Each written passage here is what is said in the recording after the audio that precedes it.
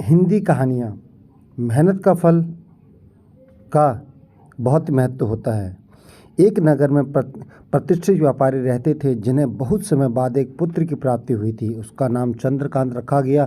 चंद्रकांत घर में सभी का दुलारा था। अति कठिनाई एवं लंबे समय इंतजार के बाद संतान का सुख मिलने पर घर के प्रत्येक व्यक्ति के मन में व्यापारी के पुत्र चंद्रकांत के प्रति विशेष लाड़ प्यार था, जिसे चंद्रकांत को बहुत बिगाड़ दिया था। घर में किसी की बात का अभाव नहीं था।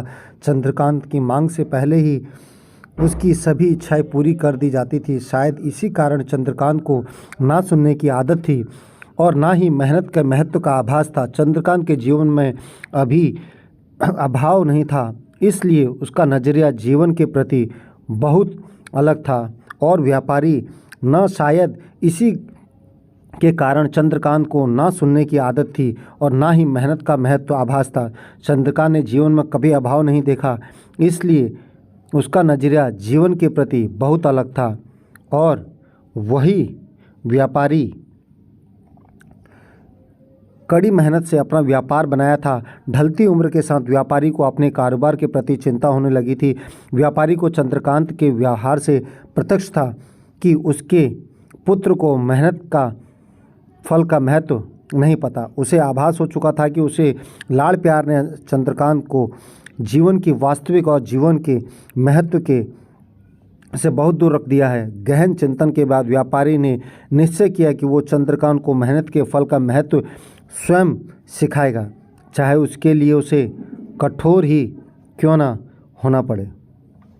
और साथ ही उसने कहा, व्यापारी ने चंद्रकांत को अपने पास बुलाया और बहुत सी तीखे स्वर में बात की। उसने कहा कि तुम्हारे मेरे परिवार में कोई आश्रित तो नहीं है, तुमने मेरे कारोबार में कोई योगदान नहीं दिया और इसलिए मैं चाहता हूँ कि तुम अपनी मेहनत से धन कमाओ, तब ही तुम्हारे धन के मुताबिक 2 वक्त का खाना दिया जाएगा। यह सुनकर चंद्रकांत को ज़्यादा कोई फर्क नहीं पड़ा। उसने उसे क्षण भर का गुस्सा समझ लिया, लेकिन व्यापारी ने भी ठान रखी थी कि उसके घर के सभी सदस्यों को आदेश दिया कि कोई चंद्रकांत की मदद नहीं करेगा और ना ही उसे बिना धन के भोजन दिया जाएगा। चंद्रकांत ने सभी बहुत प्यार करते थे, जिसका बहुत फ़ायदा उठाया। वो रोज़ किसी न किसी के पास जाकर धन मांग लाता और अपने पिता को दे देता। व्यापारी उसे उन पैसों को कुएं में फेंकने को बोलता, जिसे चंद्रकांत बिना किसी अड़चन के फेंक आता और उसे रोज़ भोजन मिल जाता।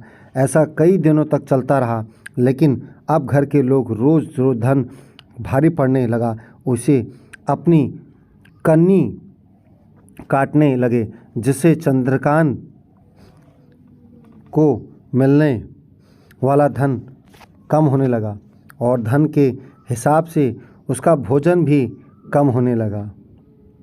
एक दिन चंद्रकांत को किसी ने धन नहीं दिया और उसने भूख को शांत करने के लिए गांव में जाकर कार्य करना पड़ा। उस दिन वो बहुत देर से थका हारा व्यापारी के पास पहुंचा और धन देकर भोजन मांगा। रोज़ के अनुसार व्यापारी ने उसे वो धन कुएं में फेंकने का आदेश दिया, जिसे इस बार चंद्रकांत सहजता से स्वीकार नहीं कर पाया। उसने पलट कर जवाब दिया कि पिताजी, मैं इतनी मेहनत करके पसीना बहाकर इस धन को लाया हूँ और आप मुझे एक क्षण से इसे कुएं में फेंकने को कह दिया। यह सुनकर व्यापारी समझ गया कि आज चंद्रकांत को मेहनत के फल का महत्व समझ आ गया है। व्यापारी की भली भांति जानता था कि उसने परिवार वाले चंद्रकांत की मदद कर रहे हैं, तब ही चंद्रकांत इतनी आसानी से धन कुएं में डाल दे आता था। इसलिए उसे पता था एक न एक दिन सभी परिवारजन चंद्रकांत से कन्नी काट लेंगे। उस दिन चंद्रकांत के पास कोई विकल्प शेष नहीं होगा। व्यापारी ने चंद्रकांत को गले लगा लिया और अपना सारा कारोबार उसे सौंप दिया। साथ ही हमें स्टोरी से क्या सीख मिलती है, देखिए। आज के समय में उच्च वर्ग के परिवारों को संतानों को महत्व के फल का महत्व पता नहीं होता। ऐसे में यह दायित्व माता पिता का होता है कि वो अपने बच्चों को जीवन के अस्तित्व से अवगत कराए। उसी घर में आती है जहाँ उसका सम्मान होता है। इसी तरह की हमारी इन्फॉर्मेशन वीडियोस के लिए सुनते रहिएगा। और साथ ही क्या कहा देखिएगा, मेहनत ही एक ऐसा हथियार है जो मनुष्य को किसी भी परिस्थिति से बाहर ला सकता है। व्यापारी के पास इतना धन तो था कि चंद्रकांत को उसकी आने वाली पीढ़ी बिना किसी मेहनत के जीवन आसानी से निकाल लेते, लेकिन आज व्यापारी अपने पुत्र को मेहनत का महत्व ही नहीं बताता तो एक न एक दिन व्यापारी की आने वाली पीढ़ी व्यापारी को सताती। इसी तरह से ये स्टोरी को सुनने के लिए हमारे पेज को लाइक और सब्सक्राइब कीजिएगा। Thank you.